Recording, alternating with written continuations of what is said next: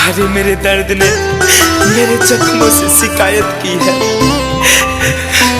आंसुओं ने मेरे शौक से बगावत की है।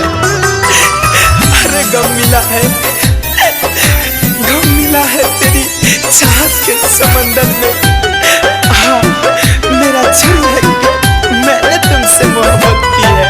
ये कहानी न सुनला हकीकत बहो, जाने तोहरे हम के जरूरत बहो।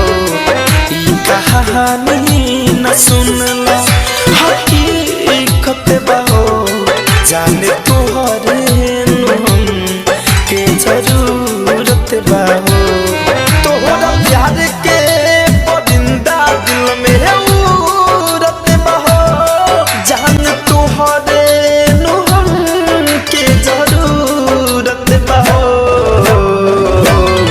ई कहानी न सुनला हकीकत बहो, जान तोहरे हम के जरूरत बहो।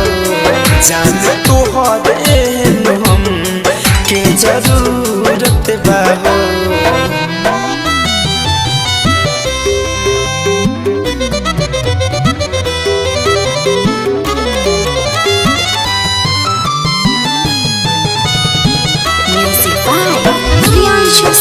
हम दर्द थी तो दर्द क्यों देकर चली मुझे, अरे एहसास इतना सर्द क्यों देकर चली मुझे।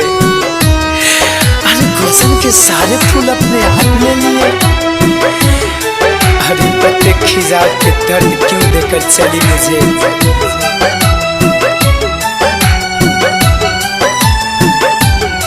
चांद जैसन सूरतिया संवर जाला हो, चांद जैसन सूरतिया संवर जाला हो।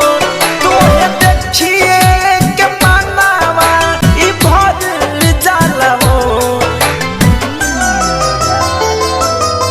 कौन पहरी के जैसन ई सूरत बा हो, कौन पहरी के जैसन सूरत बा हो। जान तोहरे हम के जरूरत बा हो, जान तोहरे हम के जरूरत बा हो। हर मुलाकात पर वक्त का तकाजा हुआ, हर याद पे दिल का दर्द ताजा हुआ। अरे सुने थे सिर्फ हमने गजलों में जुदाई की बातें, वो खुद पे बीती तो हकीकत का अंदाजा हुआ, हकीकत का अंदाजा हुआ। फिरोज फैशन के दिलवा में बस गइलू, मन से संतोष के दिलवा में बस गइलू। कतिल नैना से जान जादू का कइलू,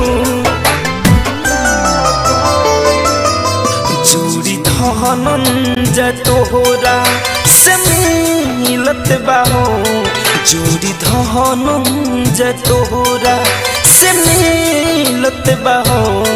जान तोहरे हम के जरूरत बाहो, जान तोहरे हम के जरूरत बाहो।